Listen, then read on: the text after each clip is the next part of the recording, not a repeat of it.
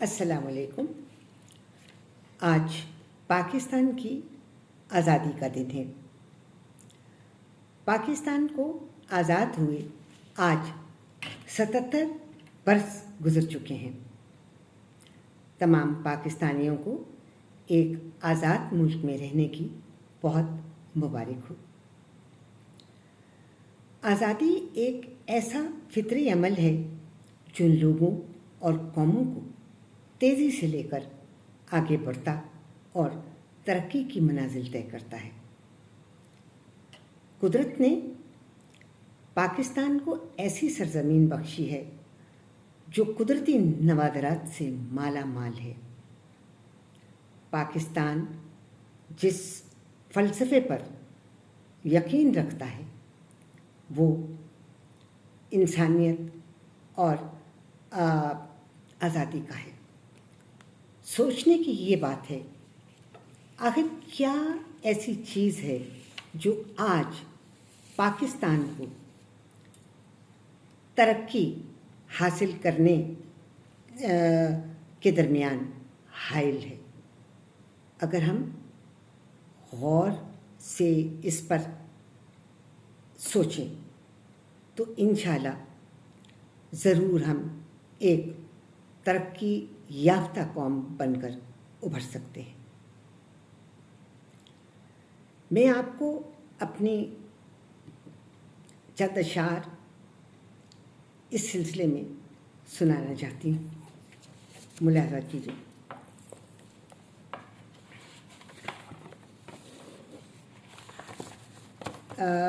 یہ نظم میری شائع شدہ نظموں کی کتاب میں شامل ہے اور اس نظم کو میں نے 2003 میں لکھا تھا، لیکن میں آپ کو اس لیے سنا رہی ہوں کہ 2003 سے لے کر آج 2024 تک ہمارے وہی حالات ہیں۔ اس کا عنوان ہے ہم آزاد نہیں۔ آزادی کا جشن مناتے ہیں جب ہم آزاد نہیں، آزادی کے گاتے ہیں ہم، آزادی کا جشن مناتے ہیں جب ہم آزاد نہیں، گاتے ہیں ہم آزادی کے گیت جب ہم آزاد نہیں۔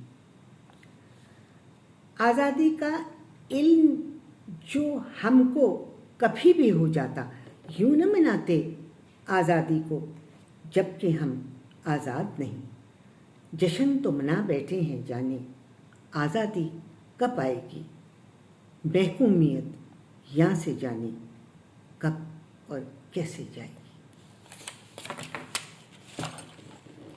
میں آپ کو اپنے یہ اشعار ضرور سنانا چاہتی ہوں اس موقع پر۔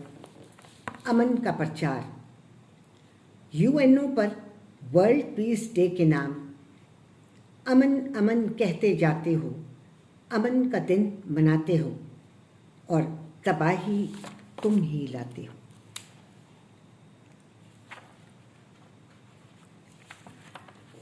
میں آپ کو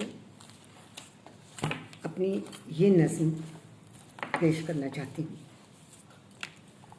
اپنے حکمرانوں سے سوال، حاکم و جواب دو، آقا و حساب دو، میری سرزمین کے حسن کو جمال کو کس نے ہے تباہ کیا، کس نے ہے رسوا کیا، نواب اس زمین پر تم کو کس نے بنا دیا اور ملک کے عوام کو کس نے غریب بنا دیا، بتاؤ میرے ملک کا مال و زر کہاں گیا، زمین کھا گئی اسے یا آسمان نگل گیا، غاصب و جواب دو، جابر و جواب دو، میرے سرزمین غاصب و جواب دو، جابر و حساب دو، میری سرزمین کے حسن کو جمال کو کس نے ہے تباہ کیا، کس نے ہے رسوا کیا۔ اس موقع پر میں آپ کو یہ نظم ضرور سنانا چاہتی ہوں جو ہمارے میں نے اپنے ان دوست و احباب کے نام لکھی ہے جو یورپ اور امریکہ میں بیٹھ کر اپنے ملک پر آنسو بہاتے ہیں۔ اس کا عنوان ہے ندامت۔ اپنے ان دوست و احباب کے نام جو یورپ اور امریکہ میں بیٹھ کر اپنے ملک پر آنسو بہاتے ہیں۔ ہم ہیں مقیم ایک برباد قوم کے، اور تم ہو فرد ایک خوشحال قوم کی۔ ہم کو نہیں ہے علم اور نہ کوئی شعور، تم معتبر ہو با ہنر با علم قوم کی۔ سب کچھ لٹا دیا ہے ہم نے اپنے ہاتھ سے، جاہل ہیں بے ایمان ہیں نا اہل قوم کی۔ علم و شعور، تاریخ اور تہذیب کو اپنے برباد کر کے فرد ہیں جاہل قوم کی۔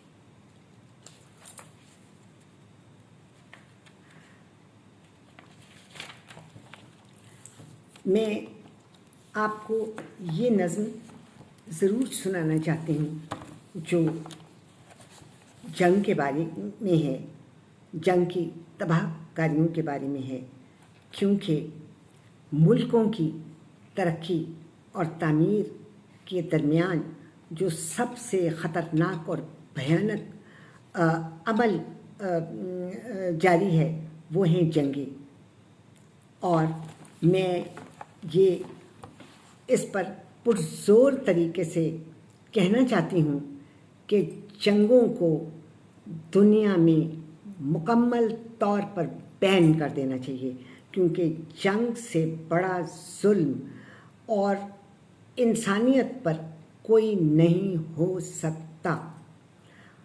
آج جب کہ فلسطین پر اسرائیلی زائنسٹس ایک مسلسل جنگ جاری رکھے ہیں، ان کو دنیا کا کوئی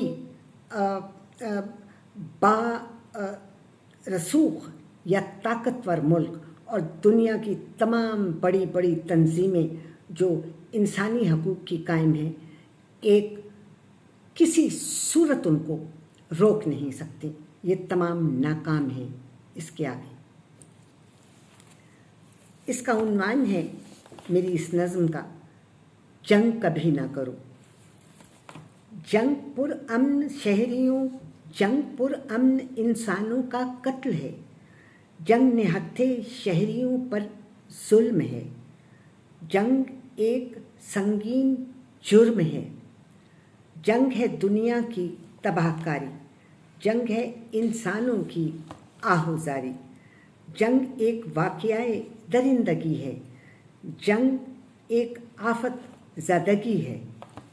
جنگ مصائب کی آماج گاہ ہے، جنگ زبوں حال انسانیت کی آہ ہے۔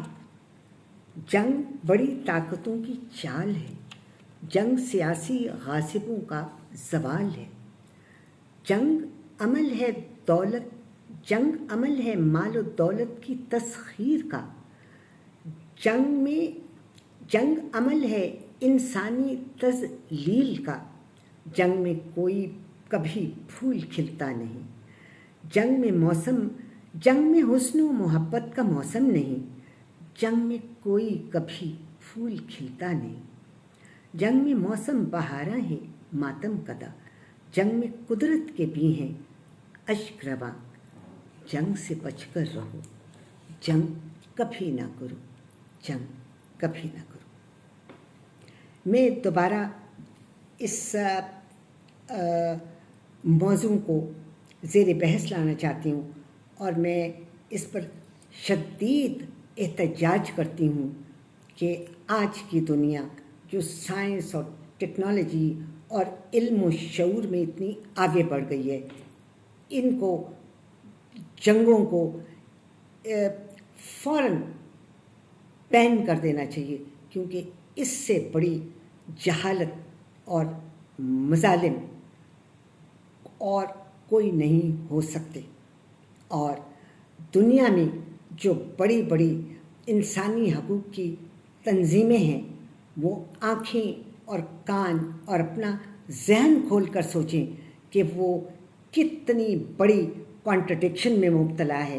یا تو یہ اپنی ان تنظیموں کو بند کر دیں اگر یہ اتنے نااہل ہیں، یہ دنیا میں اس کا پروپیگنڈا مت کریں، اور یا یہ جنگوں کا انسانیت کی خاطر خاتمہ کریں. تسنیم پیرزادہ کو اجازت دیجیے. انشاءاللہ آپ سے دوبارہ جلد ملاقات ہوگی. آپ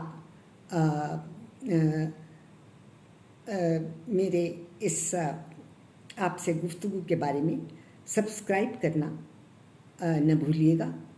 اپنا بہت سا خیال رکھیے. خدا حافظ.